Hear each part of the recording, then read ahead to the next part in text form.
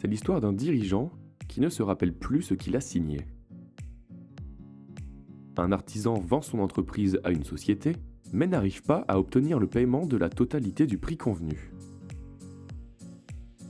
Il se rappelle alors que la société a souscrit un emprunt pour financer ce rachat, pour lequel il est précisé dans l'acte de vente que le dirigeant de la société est caution. L'artisan lui réclame donc la somme restante. Le dirigeant conteste cette qualité de caution et refuse de payer. Selon lui, il n'a pas souscrit un tel engagement à l'égard de l'artisan, il a simplement signé l'acte de vente en tant que représentant de la société. Mais l'artisan rappelle que l'acte contient justement une clause, intitulée caution solidaire à titre personnel, qui précise que le dirigeant est caution de l'emprunt qui finance le rachat. Le juge constate que cette clause est ambiguë et ne vaut donc pas consentement express au cautionnement de la part du dirigeant à l'égard de l'artisan qui n'a rien à payer.